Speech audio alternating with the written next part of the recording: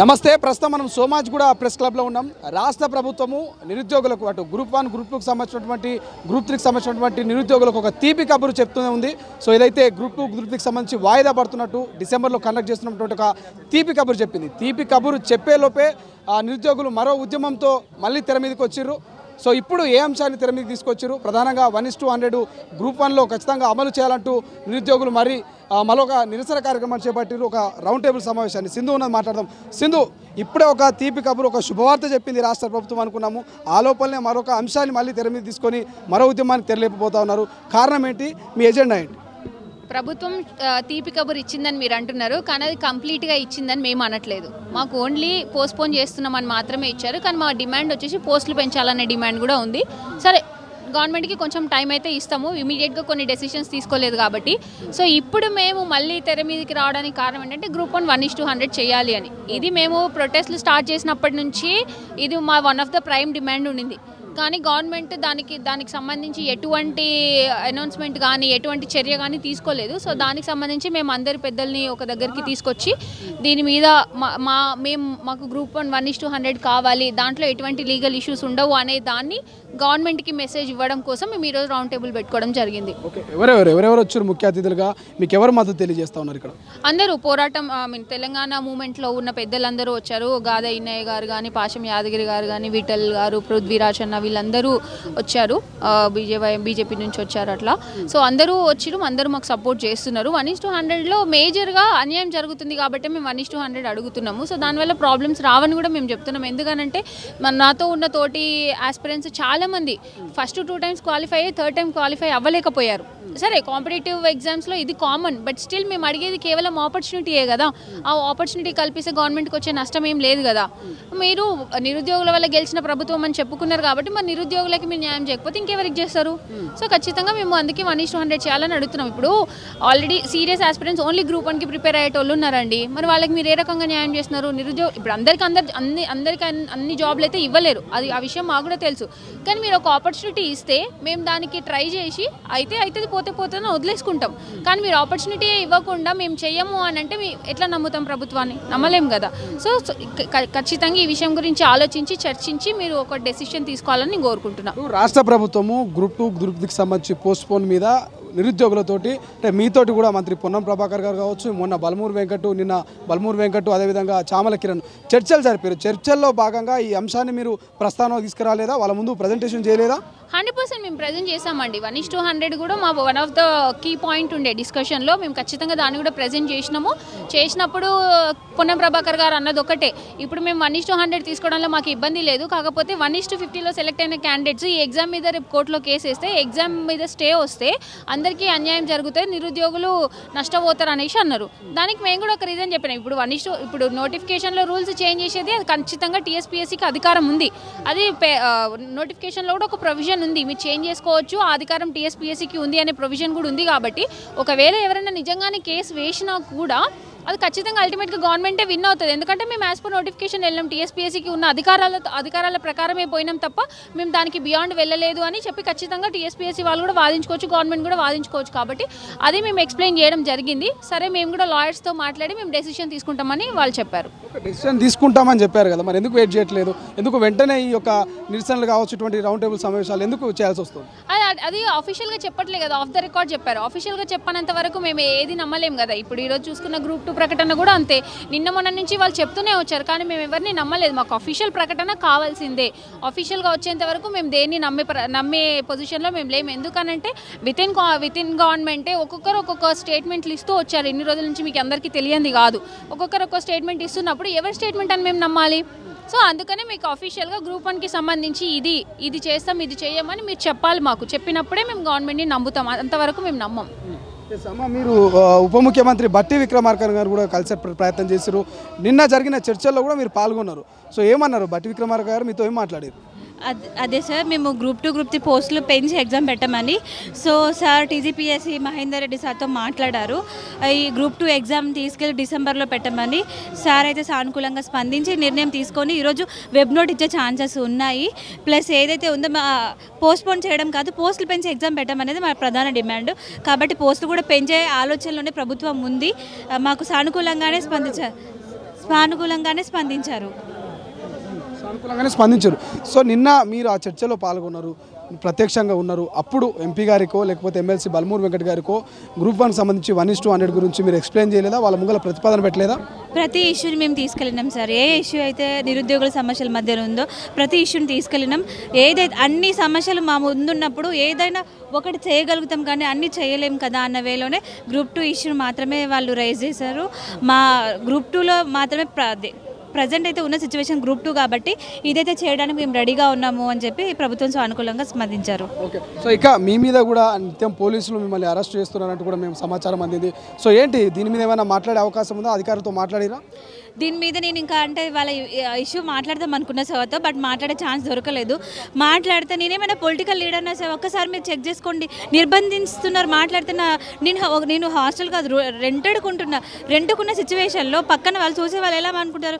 నేనేమైనా తప్పు చేస్తే మీరు కనీసం నాకు ఇన్ఫర్మేషన్ ఇవ్వండి, నేను అవైలబుల్గా నిత్యం 24 hours అవైలబుల్గా ఉంటా. ఫోన్ లిఫ్ట్ చేయకపోతే డైరెక్ట్గా వచ్చేస్తారా సార్? ఎలా నిర్బంధిస్తారు? నిజంగా అమ్మాయి ఆ ధర్నాలో పార్టిసిపేట్ చేసేదా లేదా, ఆ రోజు ధర్నా ఉందా లేదా, క్లియరెన్స్ తీసుకోకుండా అనవసరంగా నన్ను ఇలా ట్రీట్ చేస్తే ఎట్లా? కరెక్ట్ కాదు కదా. నేను ప్రభుత్వాన్ని ఒకటే కోరుకుంటున్నా, నేను ఒక అమ్మాయిని చదువుకోవడానికి వచ్చిన ఆస్పిరెంట్ని ప్రిపేర్ అవుతున్నా. దయచేసి మీరు ఆలోచించండి, నన్ను ఏమాత్రం కూడా నిర్బంధించకుండా కనీసం నాకు చదువుకునే స్వేచ్ఛనివ్వండి. మాట్లాడితే పోలీసు వాళ్ళని పంపించకండి. మీకు కూడా మీ ఇంట్లో నాలాంటి అమ్మాయిలు ఉన్నారు చదువుకునే వాళ్ళు, నిత్యం ఇలా మమ్మల్ని తీసుకొని వస్తే నాకు కూడా చాలా ప్రాబ్లం అవుతుంది. దయచేసి ఆలోచించండి సార్. థ్యాంక్ యూ సో మరి చాలామంది మరికొంతమంది నిరుద్యోగులు ఉన్నారు, వాళ్ళతో కూడా మాట్లాడదాం. ప్రతి ఒక్కరిది ఇదే సమస్య. సో ఏంటి మీరేం చెప్తారు బ్రదర్? మీరు డే 1 నుంచి కూడా ఫైట్ చేస్తున్నారు, నిరుద్యోగుల పక్షాన కొట్లాడుతున్నారు, మీరు ఒక సీరియస్ ఆస్పిరెంట్గా మీరు ట్రై చేస్తూ ఉన్నారు. ఏమనిపిస్తుంది? మేము ఏదైతే ప్రైమ్ డిమాండ్ 2 అని పెట్టుకొని ఇప్పుడు ఇన్ని ఉద్యమాలు చేసినామో, ఇన్ని గవర్నమెంట్ రిప్రజెంటేషన్ చేసినామో, ఒక డిమాండ్ నెరవేర్చిండ్రు, దానికి సంతోషము. కానీ ఇంకో ప్రధానమైన డిమాండ్ గ్రూప్ 1:100 రేషియోని ఇంతవరకు ఏం ప్రకటించలేదు. ఆ ప్రకటించలేదు నిరసనగానే ఈరోజు మేము ఇక్కడ ఏర్పాటు చేసుకున్నాము రౌండ్ టేబుల్ సమావేశము. మొన్న పొన్నం ప్రభాకర్ సార్ తోటి చర్చల్లో నేను కూడా పాల్గొనడం జరిగింది. గ్రూప్ 1:100 గురించి మాట్లాడడం జరిగింది. ఆ సార్ చెప్పిన మాట ఏంటంటే లీగల్ ఇష్యూస్ రాకపోతే మాకు 1:100 ఇవ్వడానికి ఎటువంటి ప్రాబ్లం లేదని చెప్పిండు. మేము లీగల్ ఇష్యూస్ రావు అనేసి విత్ ఎవిడెన్స్ తోటి సార్కి ఇవ్వడం జరిగింది. ఇన్ని ఉద్యమాలు చేసినాము 2 డిమాండ్ల కోసమే. ఒక డిమాండే నెరవేర్చి ఒక డిమాండ్ నెరవేర్చకపోతే సగం నిరుద్యోగులు సంతోషంతో ఉన్నారు, సగం నిరుద్యోగులు ఇప్పుడు బాధతో ఉన్నారు. దీని మీద కూడా వెంటనే ప్రభుత్వం స్పందించి ఒక ప్రకటన చేయాలి. ఏమాత్రం లీగల్ ఇష్యూస్ రావని మేము గత ప్రభుత్వం మొన్న 2 రోజుల క్రితం చెప్పినాము, ఇప్పుడు చెప్తున్నాము. కనీసం మమ్మల్ని ఏజీ గారిని కల్పించే ఏర్పాటు చేయండి. అక్కడ మా బాధ అక్కడ ఎక్స్ప్లెనేషన్ చేయడానికి రెడీగా ఉన్నాము. నిరుద్యోగుల ప్రభుత్వం అన్నారు, సగం మంది నిరుద్యోగులకి న్యాయం చేసి సగం మంది నిరుద్యోగులు ఇప్పుడు బాధపడే సిచ్యువేషన్ ఉంది. ఖచ్చితంగా ఇది అమలు చేయాలి. 1:100 పిలవాల్సిందే. 1:100 పిలవకపోతే మళ్ళీ ఒక ఉద్యమం చూస్తారు, మళ్ళీ అందరు రోడ్ల మీదకి వస్తారు, మళ్ళీ అందరు ఉద్యమాలు చేస్తారు. ఈరోజు ప్రకటించారు గ్రూప్ 2 విషయంలో సంతోషం, బాగానే ఉంది. కానీ ఇంకో ప్రధాన డిమాండ్ ఎందుకు అట్లా వదిలేసిర్రు? ఖచ్చితంగా మళ్ళీ చర్చలకు పిలవండి, మేము చెప్తాము. ఈ డిమాండ్ కూడా ఖచ్చితంగా నెరవేర్చాలి. లేకపోతే మళ్ళీ నిరుద్యోగులు అందరూ రోడ్డుకి ఎక్కుతారు, మళ్ళీ నిరుద్యోగులు ధర్నా చేస్తారు, మళ్ళీ నిరుద్యోగులు నిరసనలు చేస్తారు. ఇది గవర్నమెంట్ ప్రజాప్రభుత్వం అన్నారు, మా ప్రభుత్వం అన్నారు. మీ ప్రభుత్వంలో నిరుద్యోగుల వల్ల వచ్చిన ప్రభుత్వం అన్నారు. ఈరోజు నిరుద్యోగులు రోడ్డు మీద ఉన్నారు. ఖచ్చితంగా మళ్ళీ చర్చలకు పిలవండి. ఆ రోజు చర్చలకు పిలిచిర్రు, మేము ఎక్స్ప్లెయిన్ చేసినాము, చర్చలు ఫలించినాయి, ఈరోజు అవుట్పుట్ వచ్చింది. ఖచ్చితంగా అలాగనే 1:100 విషయాలు కూడా పిలవండి. మేము మా దగ్గర ఉన్న ఎవిడెన్స్ తోటి వస్తాము, మేము ప్రూవ్ చేస్తాము. 2 సార్లు ఎగ్జామ్ రాసి నష్టపోయినాము, అది మా తప్పు కాదు. మీ దగ్గర ఉన్న ఎవిడెన్స్ మొన్న జరిగిన మొదటి చర్చలో కావచ్చు, నిన్న జరిగిన 2వ దఫా చర్చలో ప్రవేశపెట్టలేరా? వాళ్ళ ముందు ఉంచలేకపోయారా? ఖచ్చితంగా ఉంచితే వాళ్ళు దీన్ని బ్రీఫ్గా మళ్ళీ ఎక్స్ప్లెయిన్ చేయాలి. ఏజీ గారితో మాట్లాడతాము, మా లీగల్ వాళ్ళతో మాట్లాడతామని చెప్పారు. మా ఎవ్రీ డాక్యుమెంట్స్ వాళ్ళకి ఇచ్చినాము. నెల క్రితం మేము హైకోర్టులో కూడా పిటిషన్ వేసినాము. మేము 2 సార్లు లాస్ అయినాము, రేషియో పెంచమని. అంటే హైకోర్టు ఒక ఆర్డర్ కూడా ఇచ్చింది, కన్సిడర్ చేయండి 1:100. ఇది not a order, humanitarian base మీద కన్సిడర్ చేయండి, దీనివల్ల ఎటువంటి లీగల్ ఇష్యూస్ రావని హైకోర్టే స్వయంగా ఒక ఆర్డర్ ఇచ్చింది. ఆ ఆర్డర్ కూడా మంత్రి గారికి ఇవ్వడం జరిగింది. ఖచ్చితంగా దీని మీద నిర్ణయం తీసుకోవాలి. ఎటువంటి కేసులు రావు, ఎటువంటి లీగల్ ఇష్యూస్ రాదు. మీరు సగం మంది నిరుద్యోగులు మళ్ళీ రోడ్డుకెక్కే ప్రమాదం ఉంది. ఖచ్చితంగా గవర్నమెంట్ స్పందించాలి. లేకపోతే మీరు సగం చేసి సగం చేయకుంటుంటే ఖచ్చితంగా మళ్ళీ నిరసనలు వస్తాయి, మళ్ళీ ధర్నాలు వస్తాయి, మళ్ళీ రౌండ్ టేబుల్ సమావేశాలు వస్తాయి. మళ్ళీ ఇవి ఖచ్చితంగా ఈ ప్రభుత్వం ఎదుర్కోక తప్పదు. బ్రదర్ మీరేం చెప్తారు? గ్రూప్ 2 గ్రూప్ 3 వాయిదా పడి ఒక శుభవార్త చెప్పింది అన్నటువంటి తరుణంలోనే మళ్ళీ మరో అంశంతో తెర మీదకి వచ్చారు, ఎట్లా చూస్తారు అన్న? ఇది నేను పూర్తి గ్రూప్ 2 అభ్యర్థులకు తీపి వార్తని అనను. ఎందుకంటే యాక్చువల్గా మా ప్రధాన డిమాండ్ ఏంది? మా గ్రూప్ 2 పోస్టులు పెంపుతో పాటు మాకు వాయిదా ఇవ్వని చెప్పేసి మేము అన్నాం. అదేవిధంగా గ్రూప్ 1లో 1:100 కూడా దేమని అన్నాం.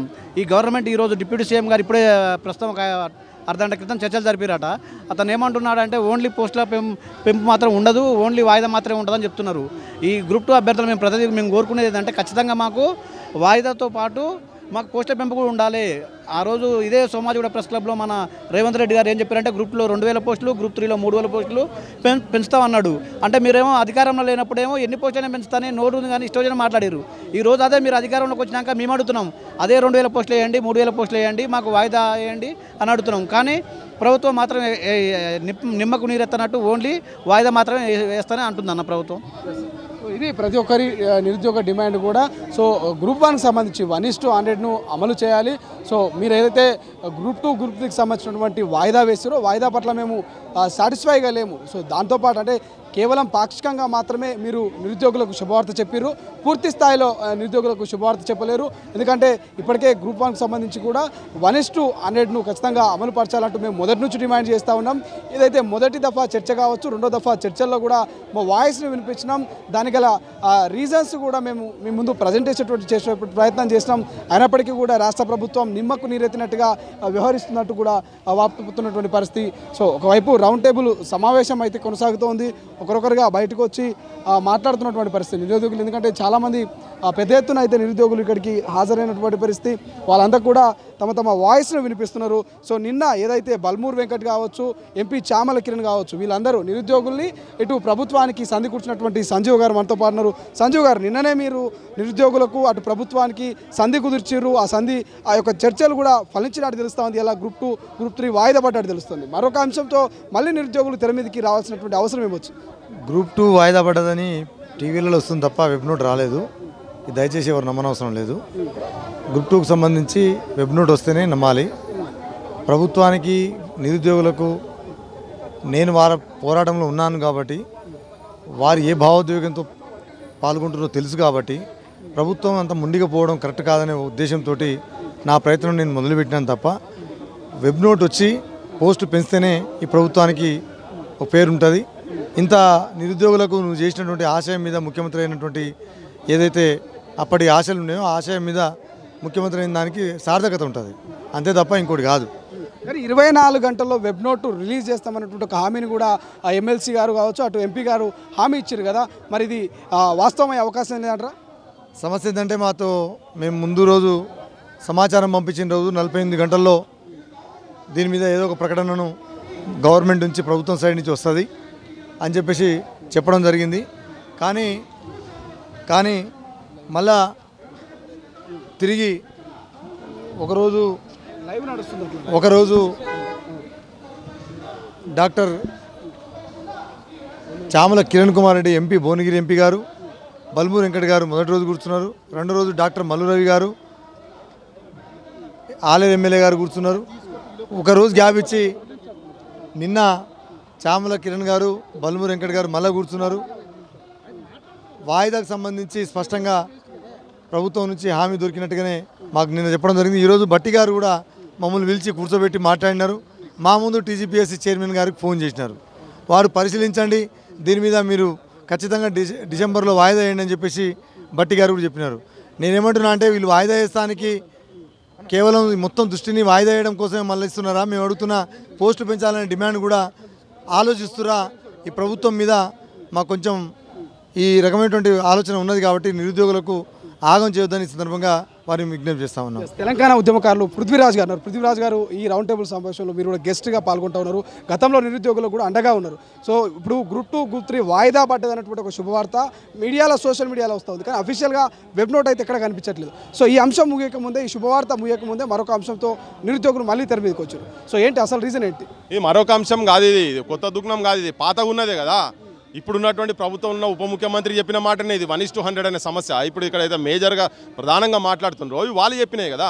తర్వాత ఇప్పుడు ఈ శుభవార్త ఇది. ఇంతకుముందు ఎలక్షన్లో బిఫోరు నిరుద్యోగ యువకులను వాళ్ళని అట్రాక్ట్ చేసుకుంటేందుకు, వాళ్ళ పార్టీ కార్యకర్తలు లేని టైంలో నిరుద్యోగులను పార్టీ కార్యకర్తలు లేక పని చేయించుకుంటేందుకు 2 నెలలు మీరు అన్నీ మర్చిపోండి, మేము రాగానే ఇవన్నీ అమలు చేస్తాం అనేటియే. సో వాళ్ళు ఇచ్చినటువంటి వాగ్దానాలు వాళ్ళు చేయని పక్షంలోనే వీళ్ళు ఇది రోడ్ల మీదకి వచ్చి కొట్లాడుతున్నారు కదా. సో ఇది వాళ్ళ పాపం, వీళ్ళు చేసింది కాదు.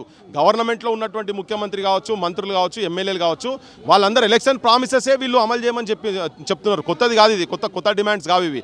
దయచేసి అట్లా అనకండి, అది అటువంటిది కాదు. సో అందుకని ఏంటంటే మా ఒపీనియన్ ఏంటంటే 2 దఫాల రాష్ట్ర ప్రభుత్వము వాళ్ళకి సంబంధించినటువంటి ఎంపీలను ఎమ్మెల్సీలను పంపించింది. నిరుద్యోగులు చర్చల్లో పాల్గొన్నారు. ఆ చర్చలో ఎందుకు ఈ అంశాన్ని గట్టిగా బలంగా తీసుకోలేకపోయారు అనేది వాళ్ళు చెప్పిండ్రు, వీళ్ళు బయటికి రానియలేదు. వాళ్ళు ఆల్రెడీ ఈ అంశాలు డిస్కషన్స్కి వచ్చినాయి. తర్వాత ఇంకోటి ఏంటంటే గవర్నమెంట్ ఎప్పుడు ఎవరినో ఒకరిని ఒక ఎమ్మెల్సీలో అట్లా కాదు కదా అబ్బా, అట్లా పంపించి ఒక కమిటీ వేయాలి దానికి. నువ్వు అంటే చేపల మార్కెట్ ఏమన్నా ఈడ ఆటనకు ధర ఎక్కువ ఈడ ఉన్నది, రూపాయి ఆడ ధర తక్కువ ఉన్నదని చెప్పి అటు ఇటు పోయేది కాదు కదా కూరగాయల మార్కెట్. అయితేమన్నా నువ్వు ఒక సిస్టమ్, నువ్వు ఒక 30 లక్షల మందికి సంబంధించినటువంటి భవిష్యత్తుకు సంబంధించినటువంటి అంశం నిరుద్యోగులది. దాన్ని ఒక మంత్రి మండలికి వెళ్ళి ఒక కమిటీ వేయాలి. నువ్వు 2-3 మంత్రులను పెట్టాలి, ఇంట్రెస్ట్ చేయాలి. ఈ ఇష్యూస్ ఏంటి, ఏం సంగతి, వీళ్ళ గ్రీవియన్సెస్ ఏంటి అనేది వాళ్ళు పిలిపించుకొని మాట్లాడాలి. నువ్వు గట్లేదో ఎవరు పోయి నిరాదేశత పోతే ఆడపోయి మాట్లాడు అట్లా కాదు కదా. వాళ్ళకు ఉన్నటువంటి ఏంది మానసిక స్థితి ఏంది, పోయేటోళ్ళు కూడా ఉండాలన్నా లేదా, వాళ్ళు కన్విన్సింగ్ ఉండాలన్నా లేదా, వాళ్ళకు ఆ నిరుద్యోగుల సమస్య పట్ల క్లియర్ కట్గా సాల్వ్ చేసేటువంటి అధికారం కూడా ఉండాలన్నా లేదా. ఇంతకుముందు మిత్రుడు మాట్లాడి కూడా చెప్తున్నాడు, వాళ్ళు ఎవరండి చామల కిరణ్ రెడ్డి ఎవరు, ఆయన ఒక ఎంపీ. ఆయనకు నిరుద్యోగులకు సంబంధం ఏంది, గవర్నమెంట్ ఏమన్నా బాధ్యత ఉపచెప్పిందా? వేదిక మీదకి వెళ్ళి పొన్నం ప్రభాకర్ పేరు ఆయన అన్నాడు, మంత్రుల దగ్గర పోయిన అంత హఫసాడ్ కన్ఫ్యూజింగ్గా ఏదో వేగ్గా మాట్లాడు కాదు కదా. సో నువ్వు నిర్ణయాత్మకంగా గివిలు మంత్రి ఉంటాడు, గివిలు ఉంటారు, గివిలు డిసిషన్ మేకింగ్ బాడీ, వాళ్ళు ఒక రిపోర్ట్ తయారు చేస్తారు, వాళ్ళు గవర్నమెంట్కి ఇస్తారు, వాటిని మేము అమలు చేస్తాం. లేదు ఒకటి ఐఏఎస్ ఆఫీసర్లో నువ్వు ఎవరిని పెడతావు, అటువంటి కమిటీ ఏదన్నా లీగల్గా మీరు వాళ్ళు ఏ కమిటీ సిఫారసు చేస్తారో మేము చేస్తామని చెప్పాలి. అది 24 గంటలు 48 గంటలు చెప్పాలి. ఎవరు పడితే వాళ్ళు ఏ లీడర్ పడితే వాళ్ళు వచ్చి నా దగ్గర 10 మంది కలిసిపోయారు, నా దగ్గర పొద్దుగాల చేసుడు, అది ఈ మధ్య వాట్సాప్ యూనివర్సిటీలో అయిపోయింది కదా, పెట్టుకున్నాడు ఫోటోలు పెట్టుడు, అది పంపించి నిరుద్యోగ సమస్య మీద వీలేదో చేస్తున్నట్టుగా. అట్లా కాదు, అట్లా చేయొద్దు కదా. అది పద్ధతే కాదు. ఇదేంటంటే డిస్టర్బ్ చేసి ఎవరిది వాళ్ళు పొంగనాలు పోదులు కొట్టుకుంటూ కాదు కదా. నువ్వు కూర్చొని ఈవెన్ ఇప్పుడు విద్యార్థుల ముంగట కూర్చొని నువ్వు టీఎస్పీఎస్సీ చైర్మన్కు ఫోన్ చేసుడు కాదు. మీరు ఒక ఆర్డర్ తీయండి, మీరు ఇది గవర్నమెంట్ హాస్ డిసైడెడ్, దీన్ని ఇట్లా ఉన్నది, వీళ్ళ ఇట్లున్నది కాబట్టి మీరు ఇమీడియట్గా మీరు పెట్టండి, వెబ్లో పెట్టండి, ఇది పోస్ట్ పోన్ చేయండి, ఇది 1:100 మీరు చేయండి అని చెప్పని అధికారికంగా చేయాలి.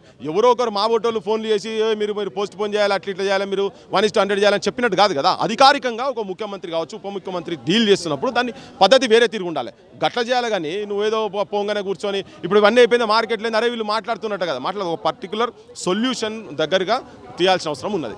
సరే, ఒకవేళ గ్రూప్ 2 గ్రూప్ 3 వెబ్నోట్ వచ్చే అవకాశం ఉందంటారు. వస్తుందారా పక్కన పెడితే ఈ 1:100 ఇష్యూను ఎంత దాకా తీసుకెళ్తారు? గతంలో ఫైట్ చేసినట్టుగా సీరియస్గా ఫైట్ చేసే అవకాశం ఉందా, లేకపోతే వదిలేసే అవకాశం ఉందా నిరుద్యోగులు? ఎందుకు వదిలేస్తారబ్బా, ఇది ఉన్నటువంటిదే కదా, ఆల్రెడీ ఎగ్జామ్ కూడా అయిపోయిన ఎగ్జామే కదా. సో వదిలేసే పరిస్థితి లేదు కదా. ఇది నువ్వు ఆల్రెడీ వీళ్ళు ఇచ్చిన వాగ్దానం గురించే మాట్లాడుతున్నారు, కొత్తగా మాట్లాడతలేరు కదా. నువ్వు ఇచ్చిన మాట ప్రకారంగానే నిలబడమని చెప్పని అడుగుతున్నారు ఈ గవర్నమెంట్ వాళ్ళు. వీళ్ళు ఇప్పుడు ఉన్నటువంటి ముఖ్యమంత్రి కావచ్చు, వాళ్ళ మంత్రి మండలి మొత్తం, ఉప ముఖ్యమంత్రి కావచ్చు, వీళ్ళందరూ టెంపుల్ ఆఫ్ డెమోక్రసీస్ అసెంబ్లీ అక్కడ కూర్చొని నువ్వు మాట్లాడి అపోజిషన్ లీడర్గా నువ్వు మాట్లాడినటువంటి మాటనే గదే అమలు చేయమంటున్నారు కదా. సో ఎందుకు ఇది డిమాండ్ ఆల్రెడీ ఉంటుంది. ఇది నేను అనుకుంటా ఇది అమలయ్యే వరకు వాళ్ళు మాత్రం ఊకునే పరిస్థితి లేదు. ఊకుంటారని కూడా నేను అనుకుంటాను, ఎందుకంటే ఇది జెన్యూన్ డిమాండ్, న్యాయబద్ధమైంది. వాళ్ళకి ఇచ్చిన వాగ్దానం ప్రకారంగానే మాట్లాడుతున్నారు. కొత్తగా నువ్వు అంతకుముందు మేము 1:50 ఇస్తే మేము అన్నమా ఎక్కడన్నా అనేటట్టు లేదు కదా.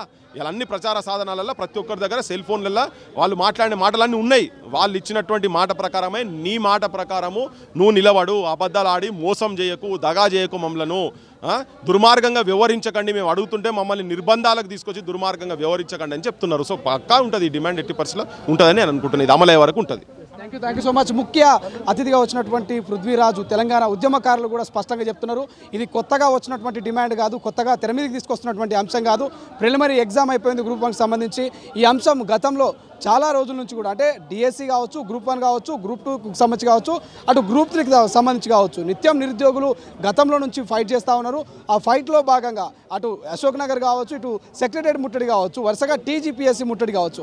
సో ఎక్కడికంటే అక్కడికి ఆ గ్రూప్ 1 సంబంధించినటువంటి అభ్యర్థులంతా కూడా 1:100ను అమలు చేయాలి, ఆ దిశగా ముందుకు పోవాలి రాష్ట్ర ప్రభుత్వం అంటూ వాళ్ళు నినాదాలు చేసిరు, నిరసన వ్యక్తం చేసిరు. రాష్ట్ర ప్రభుత్వానికి తమ వినతి పత్రాలు ఇచ్చేటువంటి ప్రయత్నం కూడా చేసిరు. సో మొత్తం మీద ఏది ఏమైనా కూడా ఇది కొత్త డిమాండ్ కాదు. సో ఇక గ్రూప్ 2 గ్రూప్ 3కి సంబంధించి వాయిదా పడుతుంది అంటూ కేవలం ప్రచారాలు మాత్రమే జరుగుతోంది. ప్రచార సాధనలో ఇంతవరకు టీజీపీఎస్ కావచ్చు, అటు రాష్ట్ర ప్రభుత్వం కావచ్చు అఫీషియల్గా ఒక జీవోనో లేకపోతే ఏదైతే ఒక వెబ్ నోట్నో ఇప్పటివరకు రిలీజ్ చేయలేదు. సో వెబ్ నోట్ వచ్చినప్పుడు మాత్రమే అది నిజంగా వాయిదా పడుతుందని నమ్మడానికి ఛాన్స్ ఉంటుంది. సో ఏదేమైనా అంటే అది వాయిదా పడ్డా పడకుండా ఖచ్చితంగా ఈ 1:100 అనేది జెన్యూన్ ఇష్యూ మాది. సో ఖచ్చితంగా ఫైట్ చేస్తాం. రాష్ట్ర ప్రభుత్వం దీని మీద స్పందించేంత వరకు కూడా ఖచ్చితంగా మా నిరసనను తెలియజేస్తాం. మరోమారు ప్రభుత్వం మాతో ఈ 1:100 మీద చర్చలు జరపాలి అనేటువంటి డిమాండ్ నిరుద్యోగుల నుంచి ప్రధానంగా వినిపిస్తుంది. సో చూద్దాం మరి గ్రూప్స్ మీద స్పందించిన రాష్ట్ర ప్రభుత్వం మరి వాయిదా పడేస్తున్నట్టు ప్రచారం చేస్తున్న రాష్ట్ర ప్రభుత్వం మరి వెబ్ నోట్ను రిలీజ్ చేసి ఈ గ్రూప్ 1 సంబంధించి 1:100 విషయంలో ఎటువంటి నిర్ణయం తీసుకోబోతుంది, మరి మరోమారు నిరుద్యోగులతో చర్చలు జరిపే అవకాశం ఉందా ఏంటనేది తెలియాలంటే మరికొద్ది రోజులు వెయిట్ చేయాల్సిందే. అసలైన తొలి వెలుగు. ఫాలో వాట్సాప్ @తొలి వెలుగు official.